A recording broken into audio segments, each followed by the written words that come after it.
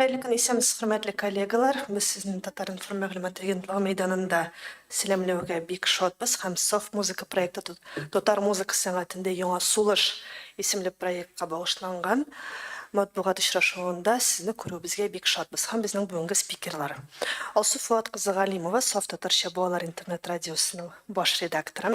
Шулай ук Шулпан Айдар кызы Еркеева, Софт музыка проекты җитәкчесе, музыка белгече, Софт Татарча балалар интернет радиосы музыкаль мөхәррире.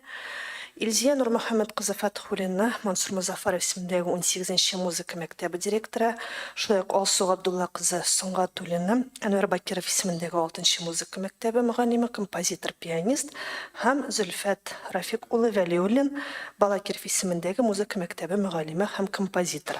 Спикерларга сүз биргәнче, иң беренче видео джинглны карап узыйк.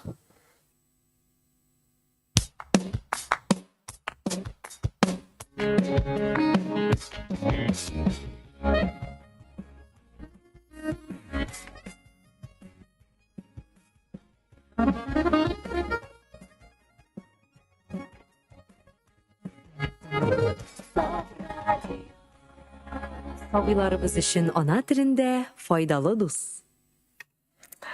Алсу, иң беренче булып сүз сиңа, Софт радиосының шенлек артынан без читтән генә булса да һәрвакыт күзәтеп торабыз һәм аңа чынлыкта бик сөенәбез, чөнки беләбез сезнең күп кенә эфирларыгыз мондагы тәртип радиосы базасында бүгенге көндә яздырылып килә. Шул исәптән планнар, яңалыклар, бәлки ниндидер, белмим, моңа хәтле журналистларга хәбәр ителмәгән, инде эксклюзив мәгълүмат та бардыр. Микрофонны кабызып. Хәерле көн, бүген безне кабул иткән Татмеди җитәкчелеге һәм хезмәткәрләре, хөрмәтле каләм әһелләре, Софт музыка чарасының оештыручылары һәм катнашучылары. Бер ел элек татар дөньясы өчен бик истәлекле һәм матур вакыйга булды. Софт Татарча балалар интернет радиосы аваз салды. Менә инде ул бер ел асылына тугры калып, максатын кыйбла итеп алып иҗат итә. Максатыбыз исә сабыйларыбызга дөньяны ана телендә танып белү өчен мөхит булдыру. Менә инде без бер ел дәвамында максатыбызга ирешү өчен иҗат итәбез. Радио әдәби музыкаль белем бирү һәм тәрбияви радио тапшыруларны әзерләп, ана телебезгә, мәдәниятебезгә, әдәбиятыбызга, республикабызга һәм илебезгә бишектән үк мәхәббәт, кызыксыну һәм хөрмәт тәрбияләүне, зәвыклы һәм гыйлемле татар баласын үстерүне максат итеп куйган беренче радио. Радиобызның беренче елы ул үзе бер тормыш мәктәбе. Белгәнегезчә, Софт радио ул энтузиастлар кеше белән тормышка ашырыла торган проект. Бүгенге көндә дә ул шундый булып кала бирә. Бусы исә безнең мактанырлык ягыбыз түгел, чөнки энтузиазм нигезендә проектның ул әйбер радиочынатыр проект булып калырга мөмкин. Безнең теләгебез радионы проект итеп кенә түгел, чын радио итәсе килә.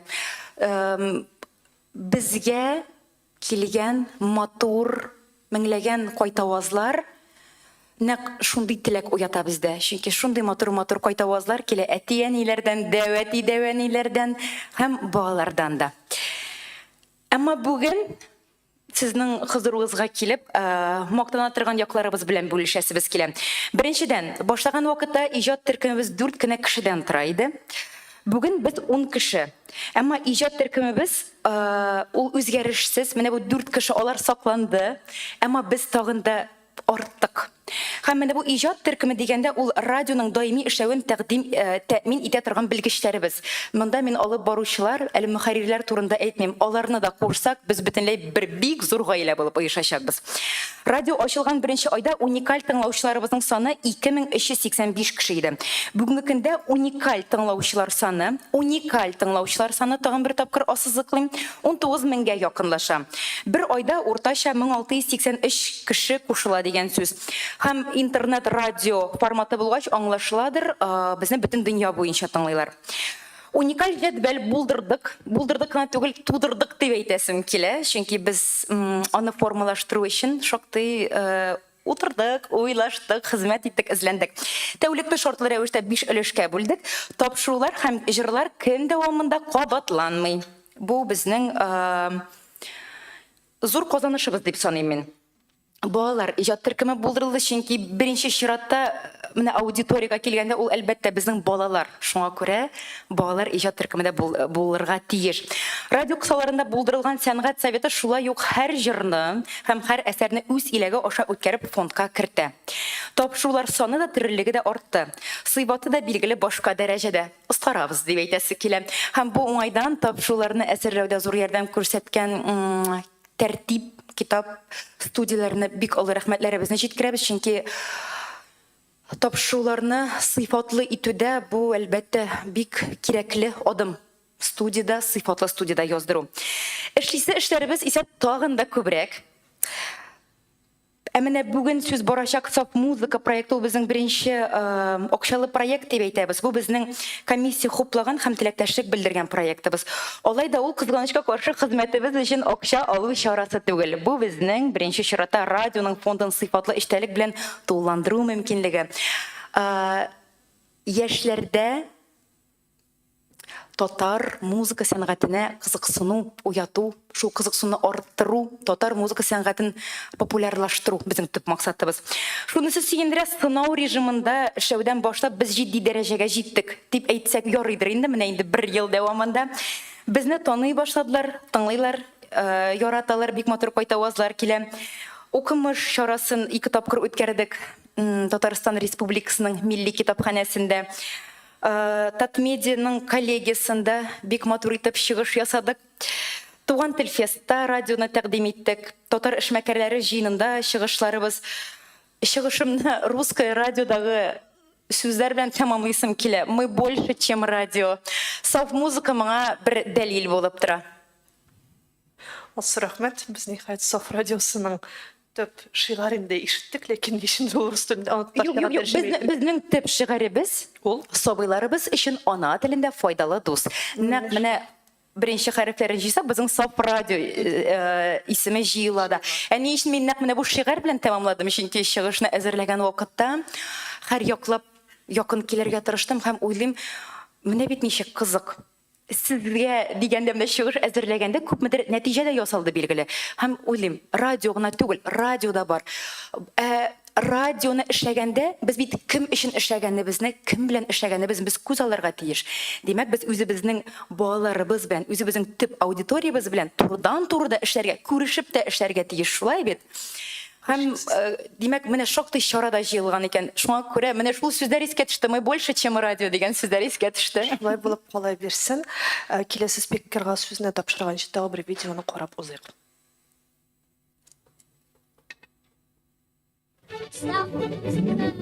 Saf muzika, yürekten yürekke alınan, Mümsidip bala şartlarına, Saf tatar diline merthiye, Saf muzika, saf şart, saf dünya. Бүген 30 апрель көнне гаризаларны соңгы кабул итә торган көндә без икенче этапка күчтек.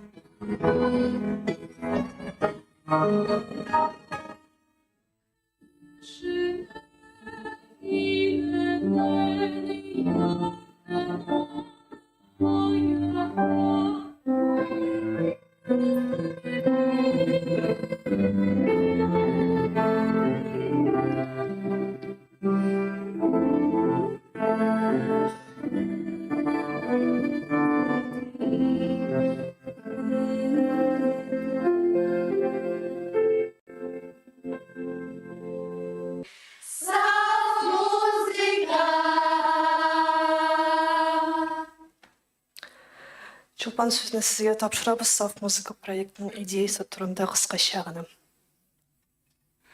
Хайырлы көннәр барчагызга да. Мин менә шу видеоны күреп шундый шатланам. Иң беренче чиратта менә шушы видео башында безнең проектыбызның джинглы яңгырады. Аны иҗат итүче Зөлфәт Вәлиуллин бүген безнең арабызда. Һәм менә шушы джинглларны ишетеп, гомумән радио джинглларын ишетеп, шушы проектның джинглын ишетеп, шул хәтле канатларыбыз тагын да үсә һәм без яңадан яңа дәрт белән эшли бирәбез. Бу проект безнең инде кыш көне үк безнең башларыбызда иде. Без идеябызны комиссияга җиткереп, хуплау сүзләре алгач, гыйнвардан эшкә керештек һәм бүгенге көндә безнең беренче этап тамамланып, без инде икенче этапка күчтек. Этапларга килгәндә, иң беренче чиратта проектыбызның максатын әйтеп китим. Максаты аның бик гади һәм бик матур. Biz Казан шәһәребезнең музыка мәктәпләре белән һәм сәнгать мәктәпләре белән эш итәбез. Сәләтле балаларны барлап, академ юнәлешендә музыка башкарган сәләтле балаларны сайлап, аларны зур студиягә алып барып, тере музыканы башкартып, язып алабыз һәм шул исәптән безнең мирасыбызны баетабыз, радио фондыбызны киңәйтәбез дигән сүз. Менә шундый гап-гади идея һәм шушы идеяның хәзер икенче этабы башланды. Балалар бик теләп студияләргә киләләр, язылалар һәм без гаризаларны кабул иткәндә шушы академ музыканы берничә юнәлештә кабул итеп алдык. Бу безнең татар классик композиторларыбызның музыкаль әсәрләре, алар вокаль жанрларда керә, монда инструменталь жанрларда керә. Фольклор юнәлеше шулай ук вокаль һәм инструменталь жанрлар һәм балалар үзләре иҗат иткән әсәрләр. Менә шушы юнәлешләр буенча 30 апрельгә хәтле гаризалар кабул ителде һәм без сәнгать советы белән берлектә 120дән артык кабул итеп алынган музыкаль әсәрләр арасыннан 70кә якынын музыкаль студияләргә яздырырга дип сайлап алдык. Сәнгать советына килгәндә, бу безнең өчен бик мөһим әйбер һәм элек-электән радиокомитетларда булган традиция бит инде бу сәнгать советы һәм без аны шушы проектта да кулланырга булдык һәм керттек. Бездә жюри дип аталмый ул, әмма сәнгать советы дип атала. Сәнгать советына без менә бүген алар биредә Алсу Сунгатуллина композитор керде һәм сәнгать советында 18нче Музафаров музыка мәктәбе директоры Илдия Нурмухаметовна, мин Чулпан Яркаева һәм Гөлназ Гарипова Денис, ул Төркиядә иҗат итә, ул безнең әдәби мөхәрриребез. Менә шушы кешеләр шушы әсәрләрне сайлап алып студияләргә җиткерделәр. Һәм нәрсә дип әйтәсем килә? Безнең бу проектыбыз Казан кысаларында гына эшләнә әлегә һәм шушы гаризаларны кабул иткәндә без үзебез өчен күпмедер дәрәҗәдә активистларны сайлап алдык. Кызганыч, бөтен музыка мәктәпләре дә катнашмый, әмма дә ләкин минем шушы активистларга тукталып үтәсем килә. Ул Музафаров мәктәбе, 18нче мәктәп, ул беренче музыка мәктәбе, 7нче музыка мәктәбе Ключерев исемендәге, Җәүдәт Фәйзи исемендәге 8нче музыка мәктәбе һәм Илһам Шакиров исемендәге 32нче музыка мәктәбе. Шунсы шатландыра. Балалар татар классик әсәрләрен генә башкармыйлар, ә бүгенге көн композиторлары иҗатын да яратып башкаралар. Шул исәптән чыгып, композиторларны да атап китәсем килә, бүгенге көндә иҗат итә торган композиторлар. Гөлнара Тимербулатова, мәсәлән, безне бик шатландырды, күп кенә өлешен кертте шушы проектка. Алсу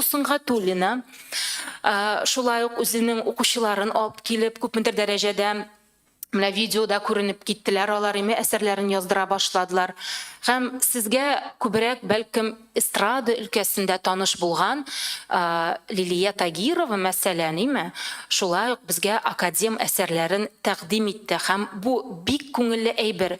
Композиторлар бүгенге көндә эстрадага гына үз игътибарларын юнәлтми, алар академ музыка юнәлешендә дә иҗат итәләр. Әллә нинди менә бик кызыклы әсәрләр башкара балалар. Менә хәзер видеода име, әгәр дә сез чамалаган булсагыз, без күпмедер дәрәҗәдә логик басым ясарга тырыштык. Башта анда балалар безгә видеолар җибәрделәр бит инде гариза буларак име, аннары соң аларның студиядә язылганнары күрсәтелде. Мәсәлән, Җәүдәт Фәйзинең ниндидер элекеге архивларыннан алып башкарган Шмидт бабай җыры башкарылды күптән түгел. Кичкенә генә бер кыз җырлый аны Җәүдәт Фәйзи исемендәге мәктәптән. Бик кызыклы язма булды. 21-нче музыка мәктәбеннән курайчылар ансамбле яздырылачак. Алар Сара Садыкова музыкасын башкаралар. Һәм шулай ук коллективта гына түгел, соло буларак та башкаралар. Инструментарийга килгәндә без кичкенә коллективларны гына түгел, хәтта зур оркестрларны да язмаларыбыз өчен сайлап алдык. Аерым басым ясап үтәсем килә 7-нче Ключерев исемендәге музыка мәктәбе оркестры, халык уен кораллары балалар оркестры безнең проектта катнашачак. Бу бик күркәм әйбер. Һәм менә кайбер балалар, катнашкан балалар бүген монда да килде пресс-конференцияга, алар үз иҗатларын күпмедер дәрәҗәдә күрсәтеп китәчәкләр. Һәм инструментарийга килгәндә инде менә домрада башкарылган музыкаль әсәрләр бихисап икән. Балалар шул хәтле шушы инструментны югары дәрәҗәгә, профессиональ дәрәҗәгә менгереп, шул инструментта классик академ әсәрләр башкаралар. Инде хәзер менә төп максатыбыз, мин әйттем име, безнең максатыбыз бик гади һәм бик матур дип, әмма дә ләкин шушы гади максат Ишендә тирәнтен сораулар һәм тирәнтен проблемалар ята. Бүгенге көндә балалар музыка мәктәбен музыка әсәрләрен татар классик композиторлары иҗат иткән әсәрләрне һәм бүгенге көн татар композиторлары иҗат иткән әсәрләрне башкаралармы? Гомумән татар музыкасын яңгырату кирәкме? Ул күп яңгырыймы? Безнең яшь буын шушы әсәрләрне белеп үсәме дигән сораулар тора. Һәм шушы сорауларны минем коллегаларым дәвам итеп китәр дип ышанам минеме. Һәм хәзер әз генә әйдәгез музыкаль пауза ясап алыйк. Минем сезгә тәкъдим итәсем килә безнең лидерыбызны, безнең Саф балалар радиосының дустын. Ул радио туганнан бирле безгә булышып, үзе музыкаль тапшырулар ясап, Галиҗәнәп 1000 дигән тапшыру ясый, Җәппарова Мәрьям. Ул вокалист кызыбыз, ул 1-нче музыка мәктәбендә Сөембикә вокаль ансамблендә җырлый һәм Мәрьям безнең инде студиядә дә булып кайтты, шулай бит Мәрьям. Һәм бүген мин аны сольный башкаручы буларак шушында дәштем, үзе безнең дустыбыз буларак дәштем. Мәрьям гаризасында Рөстәм Рахматуллин, Гөлнар Ярмиева белән берлектә Ак калфак җырын башкарып җибәрде. Без аны хупладык, сәнгать советы хуплады һәм без аны студиядә якын арада яздырып алачакбыз. Мәрьям әз генә булса да бер куплетны башкарып китсәң, мин шуңа басым ясыйсым килә. Мәрьям безнең академ юнәлештә җырлый.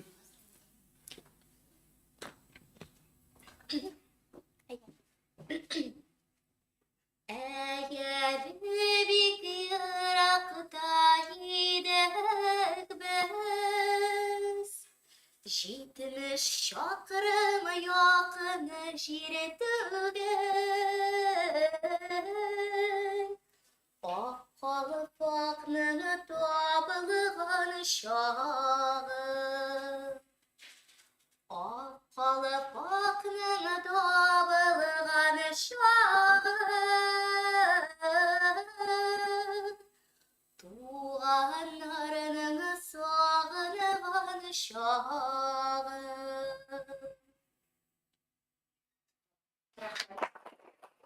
Мәрьям, мөмкин булса бер-ике генә сорау. Әйе, Мәрьям, син студиядә булып кайттың, сиңа менә бу тәҗрибә ошадымы? миңа бик ошады. Бу минем өчен дә Бу минем өчен дә, ансамбль өчен дә, безнең җитәкчебез өчен дә бик зур тәҗрибә, бик шундый якты хатирәләр, истәлек булды. Без анда 5 җыр яздырдык. Студиядә эшләүчеләр дә бик шундый актив булдылар. Чулпан апа, Еркәева да безгә менә шундый эмоцияләр биреп торды, энергия биреп торды. Шуның белән без бу эш белән бик тиз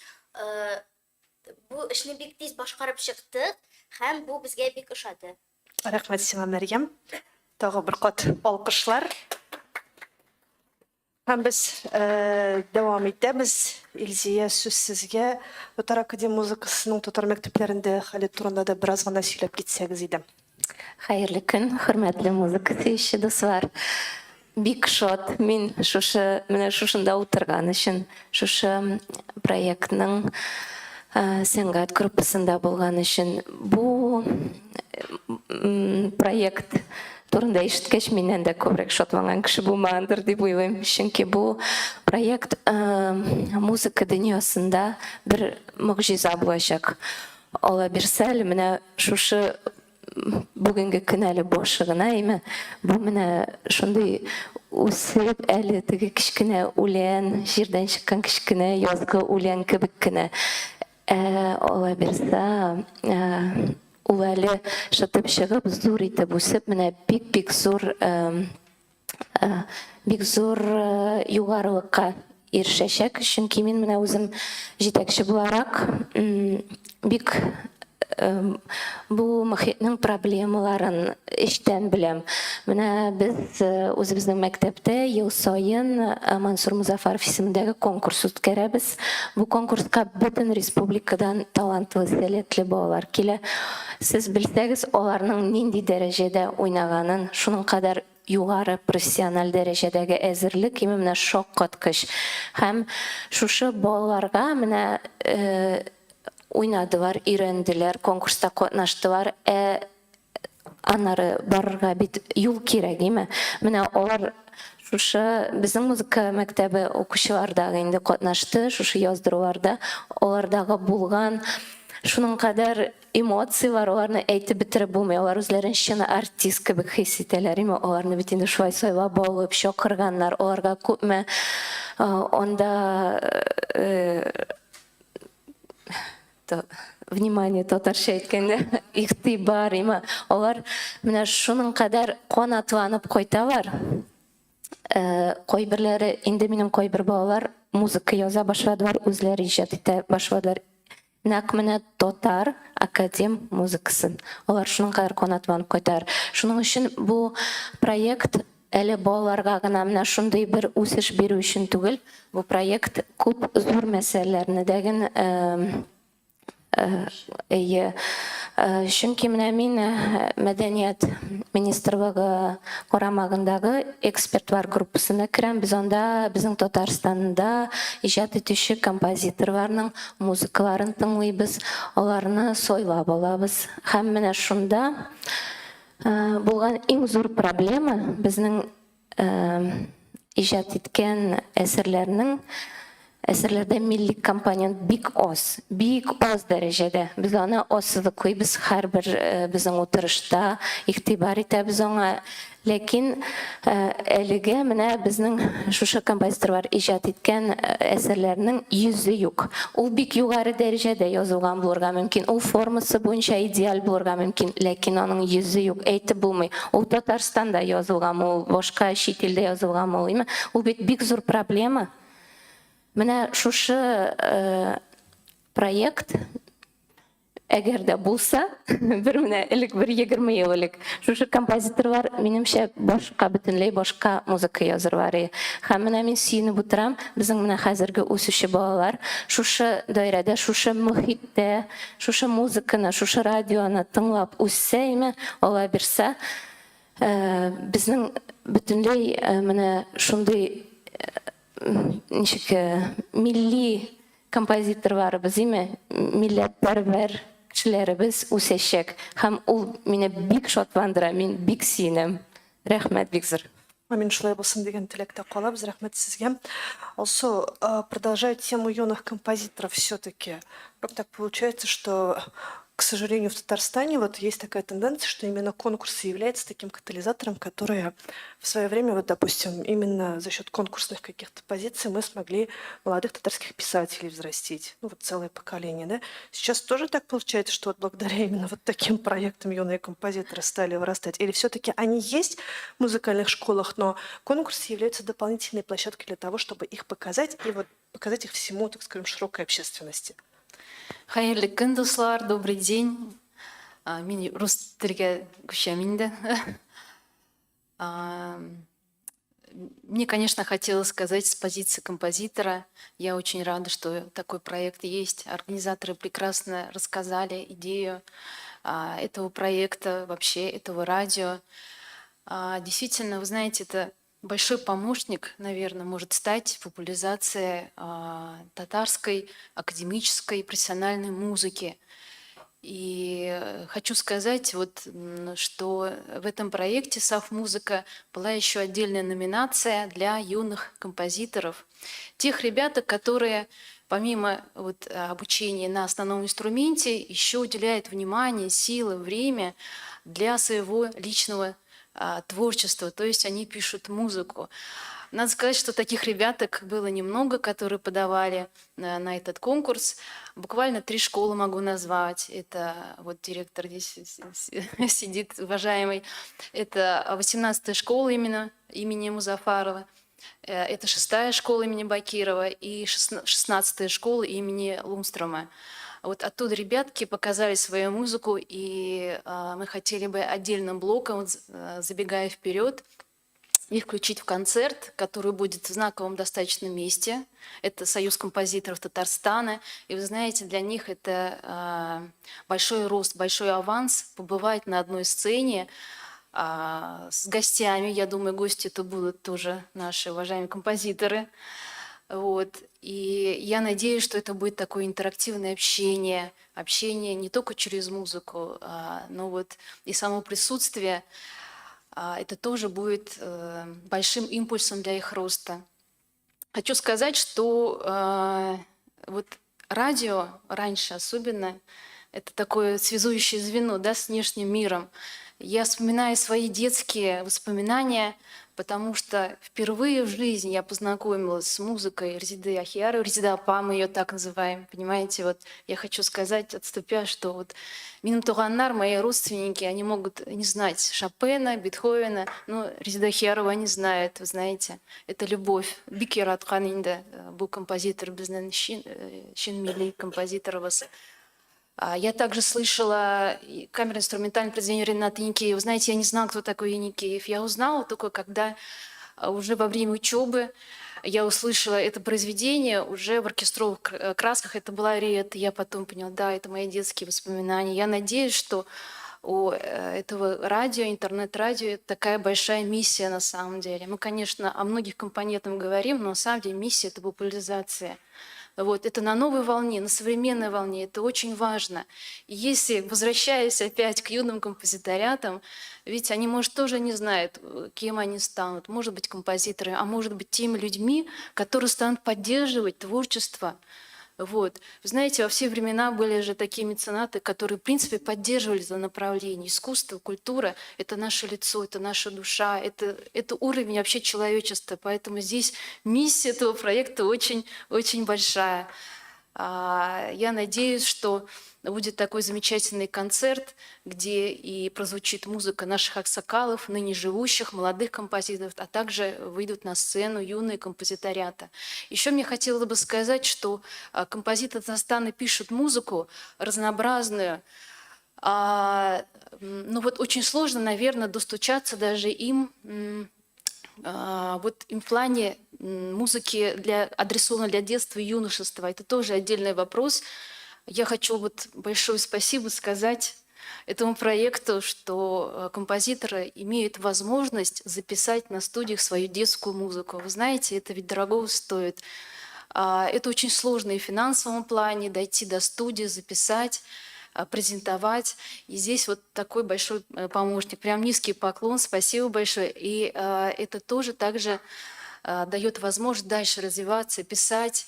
И я думаю, что многие композиторы, они это услышат, это увидят, да, и в дальнейшем будут еще больше адресовать молодому композитору свое творчество. То есть вот продолжая эту тему, это большое подспорье, это большая помощь. Благодарю. Спасибо вам Рахмет, большое, Гульзор. Алсу. И чтобы не оставаться голословными, раз уж сказали про предстоящий концерт, давайте мы сейчас пригласим сюда Илью Панкова, который нам исполнит. Что он нам исполнит? Он, наверное, сейчас сам представит.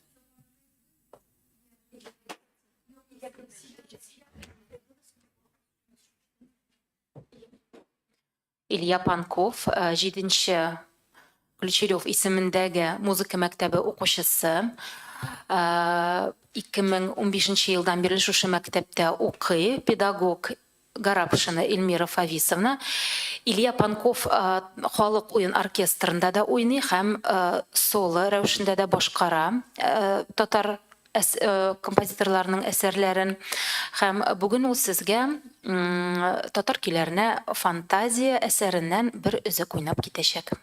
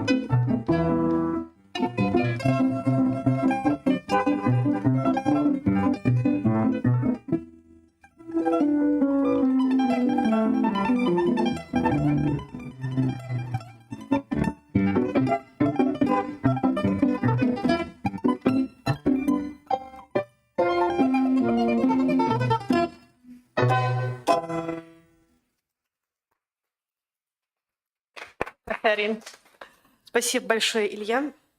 Зөлфәт сүзне сиңа тапшырабыз. Син беренчедән гомумән укучыларың белән бер залда пресс-конференцияда булу минем өчен дә аерым бер шундый бәхет. Чөнки Зөлфәт белән без кайчандыр ул бик кечкенә чакта мин аларга бию укытканым. Шуңа күрә минем өчен бу спикер аерым бер кадерле. Зөлфәт, син бүген үзеңдә беренчедән педагог, композитор һәм менә балаларда музыкаль зәвык тәрбияләү турында бик күп әйтелде. Һәр хәлдә билгеле музыка белән шөгыльләнүче балалар саны ул хәтле күп түгел. Мисал өчен алар миңа калса спорт белән бүгенге көндә шөгыльләнүче балалар күпкә күбрәк кызганыч һәм менә шундый классик музыка төрләре белән түгел, төрле эстрадага кушылып китүчеләр күп. Менә музыкаль зәвык турында берничә сүз педагог буларак. Исәнмесез, хәерле көн барчагызга да. Беренчедән, мин дә бик шатмын сезнең арагызда булуыма.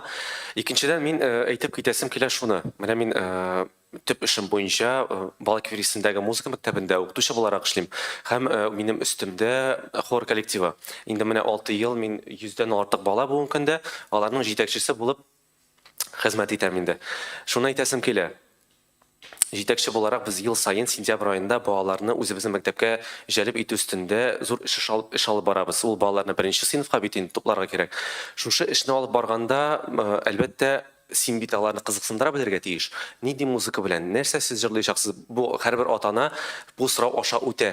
Кая бирергә? Әлбәттә, малайлар. Менә без малайлар инде бик сонлы кешеләр, әлбәттә, хор өлкәсендә. Чөнки малайлар кая бара мәктәпкә? Әлбәттә, спорт салыйлар. Күбесе шахматка бара. Менә хорга җәлеп итү ул бик авыр. Нәрсә белән җәлеп итәбез? Әлбәттә, бу чиракта мин ул яктан бәхетле, үземне мисалда китерә алам ата-аналарга, аңлатып була. Менә мин үзем малай буларак та шушы юнәлешне сайладым. Әйт безгә укыганда әйтәләр иде. Музыка көллиятендә менә сез укып бетерәсез дә, күбегез кафеда официант булып эшләячәксез дип. Чулпан апа беләдер. Аны бик иш әйтәләр безгә. Әлбәттә, күрәсез, Аллага шөкер, официант булып та эшләмибез. Бу бары тик кешенең үзеннән тора. Һәм баланың сәләтен аша белә торган педагоглардан. Менә күргәнебезчә, ничек нинди матур катлаулы әсәрләр уйныйлар балалар. Моның артында бит нинди колоссаль труд тора. Үземнән чыгып әйтәм, 360 көн елына син шушы эш белән янасың, әле шушы эш белән янган арасында джинглар иҗат итәргә туры килә. Бу бик катлаулы әйбер. Мин һәр педагог артыннан әйтә алам, педагоглар изге кешеләр, һәр кеше дә эшли алмый бит педагог булып. Шуңа күрә бу балаларны без менә мин саф музыка проектын әйтә алам, без соңгы өлештә торган проект дип. Чөнки беренче баланы тәрбияви эшен ала ата-ана. Бу беренче этап. Икенче этап музыка мәктәпләре. Һәм менә шушы результатны без чыгара белергә тиеш бит. Бала каяндыр күрергә тиеш үзенең нәтиҗәсен. Әгәр дә бала нәтиҗәсен күрми икән, аңа бу эш белән шөгыльләнү нәрсә өчен кирәк? Бу сорауны нәрсәгә күтәрдем? Чөнки менә музыка коллективында укганда да, консерваториядә укганда да күп кенә үземнең дусларым әйтәләр иде, менә без 8 ел мәктәптә укыдык. Нәрсәгә укганда белмибез, нишләп биргәнебездә белмибез. Күбесе төшеп кала, нинди әйбәт укучылар алга таба үзләренең юнәлешен дәвам итмиләр. Нәрсә аркасында? Бу әлбәттә менә хәзер апрель ае бара, күбебезнең отчет концертлары бетте. Балалар шатланып йөриләр, концертларда чыгыш ясадык дип тә инде җәйге каникулга китәләр. Эшебез бетте, ләкин менә шушы эшне тыңлаучыга колагына җиткерү, бу менә әлбәттә шушы сез журналистлар, шушы масса күләм чаралары өстендә бик зур эш булып тора. Чөнки менә бу радио булсын, ул бит инде бала ишетә. Минем музыка яңгырый, ул күпмедер дәрәҗәдә анализ ясый. Һәм менә шушы композиторлык турында да әйтәсем килә. Бар бик сәләтле балалар, кемнәр композиция белән кызыксына. Ләкин менә шушы кызыксынган балалар арасында шуны әйтәсе килә. Любое искусство начинается с подражания диләр. Подражание нәрсәгә карап без аны тәрбияләргә тиеш. Әлбәттә, без тәкъдим итәләргә тиеш. Бар менә шушындый музыка, бар менә шушындый музыка. Бар менә шушындый зәвыклы музыкалар, бала үзе нәтиҗә ясарга тиеш. Менә нинди нәтиҗә ясый? Бу чакта без педагоглар әлбәттә шушы орлыгын кирәкле вакытта яшьтән үк салып куя белергә тиеш. Бу чакта менә шушы проектка әйләнеп кайтам. Проектның төп максаты шунда, минемчә, балага мөмкинчелек бирү. Әлбәттә, без әйтеп үттек, бу әле Казан өлкәсендә генә дип. Авыллар булса, миңа калса бик тә әйбәт булыр, чөнки үземнән чыгып әйтәм, үзем авыл баласы. Мондый проектлар булган булса, белмим, нишләп беткән булыр идек икән дип. Инде бу вакытка кайда булган булыр идек икән. Шуңа күрә минем әйтәсе килгән сүзем менә шушылардан гыйбарәт. Рәхмәт, Зөлфәт. Әмир Хасановны да бирге чакырасы килә һәм әзерләнгән программа шуның белән тәмамланачак. Аннары, хөрмәтле коллегалар, сезнең сорау әйдә, Әмир, рәхим итеп, аннары коллегалар сезнең сорауларга күчәчәкбез. Әмир безнең 4-нче сәнгать мәктәбе укучысы быел музыка клиятенә керергә әзерләнә һәм безнең мэрның стипендиясе лауреаты Зәлидә.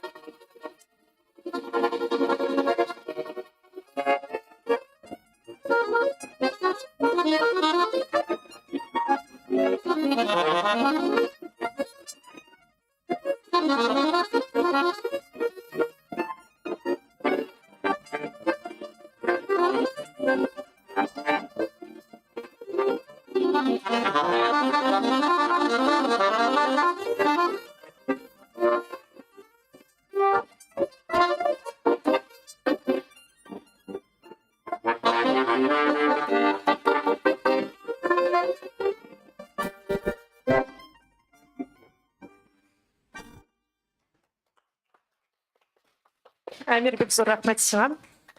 Әфәрин, хөрмәтле коллегалар, вакыт бик аз калды. Сорауларыгыз булса, рәхим итеп. Чынлыкта бик тыгыз программа, шуңа күрә әйе, Зиләзин Нуровна, рәхим итеп. Исәнмесез, хәерле көн. И рәхәт бул. Ярый, безнең җыелыш бары сәгать 10-да име. Ярый, шуны иттеләр, кичектерделәр. Чын мәгънәсендә классик музыка концертында бу ала торган ләззәтне менә нәкъ бу пресс-конференциядан алдым. Бик сирәк була торган хәл. Минем исемем Зилә, Салават Күпресаган. Сораум шундый. Бик тәмләп, тәфсилләп сөйләдегез. Шуңа күрә булган сорауларга җавап биреп бардыгыз. Шуңа күрә сораулар аз булса, аптырамагыз, име? Менә киңәш микән, тәкъдим микән, фикер микән, сорау микән үзегез хәл итегез. Шулпан, менә сез күбрәк музыка мәктәпләре белән эш иттек дип әйттегез, име? Һәм аларны әйтеп тә уздыгыз, безгә танышалар. Ләкин бит менә Зөлфәт әйтмешли районнарда музыка мәктәпләре булмаган җирләрдә дә искитмәле матур дәрәҗәдә нәкъ менә классик музыка башкаручылар да бик күп, без күп йөрибез һәм күп күрәбез дип әйтегез. Ул балаларны, чөнки үзебез дә балалар белән эшлибез бит инде, име? Һәм бәлки менә киләсе елга Алла бирсә комиссия ярдәмен дәвам итсә, мин сезгә менә шундый үзешчән балалар белән эш итәргә тәкъдим итер идем. Һәм бик күп очракта мин шундый балалар күрәм. Музыка мәктәбендә шул сольфеджиоларны өйрәнергә теләми, әмма җырга, көйгәме көйбән китә. Менә алар кайвакыт шәхси укытучылар белән дә шөгыльләнәләр, име? Һәм популяр музыкага да игътибар булса, әйбәт булыр иде. Мин моны ни өчен әйтәм? Чөнки менә Салаватиклар тәҗрибәсеннән чыгып әйтәм инде, име?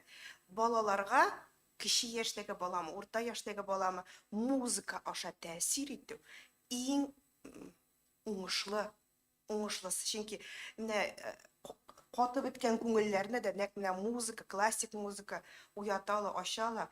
Шуңа күрә мин сезгә сафлыларга үз сафлы булуыгызны телим, әйме? Сафлык кирәк. Алла берсе булыр дип ышана һәм алга таба да проект дәвамлы булыр диеп теләктә калам. Уңышлар, кызлар, егетләр. Әлбәттә, Дилә, бик зур рәхмәт игътибарыгыз өчен, җылы сүзегез өчен, бик әйбәт тәкъдимегез өчен. Сүз уңайдан әйтәсем килә. Мөрәҗәгать итәсем килә, хөрмәтле каләм әһелләре, сезнең аша. Әтияниләр, хөрмәтле укытучылар. Безнең радионың ишекләре һәр вакыт ачык. Әгәр дә сезнең тирәгездә, менә сез күрәсез, менә дигән шәп, сәләтле, оста башкара, яисә әйбәт уйный торган балалар бар икән, аларның язмаларын иң уңышлы дип санаган, иң сыйфатлы дип язмаларын безгә җибәрегез. Чөнки безнең радиобызның сәнгать советы бар. Без менә шулай җырларны, әсәрләрне кабул итәбез, яңгыратабыз. Әлбәттә, аларның сыйфатлары әйбәт булган очракта. Менә инде менә шундый академ форматта укучы балаларны яздыруны, менә республика күләмендә ул инде киләчәктә ала бирсә. Бик зур рәхмәт.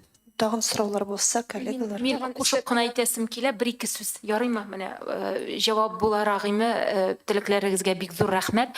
Безнең икенче гариза буларак, без менә шушы проектыбыз турында информацион юлламабызны юллагач мәктәпләргә, каяндыр Әлмәт шәһәре янындагы бер җирдән килеп иреште бер музыкаль гариза. Ул костюмнар, ул алар сайлап алган этник мотивлар, алар әллә нинди без белмәгән этник җыр башкаралар татарча. Әлмәт районы. Мәйтәм, кызлар нишлибез? Алабыз. Без теге шикләнмәдек. Килеп ирешкән икән, алар бит димәк каяндыр белгән һәм юллаган. Шуңа күрә без бик теләп кабул итеп алдык. Алар безнең проектта һәм студиядә дә концертыбызда да катнашачаклар, Алла берсә. Концертның кайчан буласын гына кызлар әйтегез дә, шуның белән тәмамлыйк. Шулпан апалар өстәп җибәр әле, безнең бит ирекле фонотекада булдырылачак. Бик мөһим менә. Бу бик мөһим әйбер. Безнең шушы проектыбызның нәтиҗәсе буларак, безнең Саф балалар радиосы сайтында ирекле фонотекабыз булдырылачак. Һәр катнашкан бала һәм гомумән һәр кеше шушы ирекле фонотекага кирип, бер-берсен тыңлап, тәҗрибәсен тыңлап, теге нюансларын тыңлап, үзенә инде нәтиҗәләр ясый ала һәм үзенә дә шушы әсәрләрен күчереп алачак. Концерт 31 май көнне Композиторлар союзы берлегенең залында узачак. Сәгать 18:30-да. Сәгать 18:30-да. Бик зур рәхмәт. Саф радиосы хезмәткәрләренә түгел, активистларына без бик күп уңыш, иҗат төркеменә бик күп уңышлар телибез һәм 31 майда әле концертта күршкәнчегә кадәр дигән теләктә калабыз, хөрмәтле коллегалар. Хәерле имин көннәр. Рәхмәт.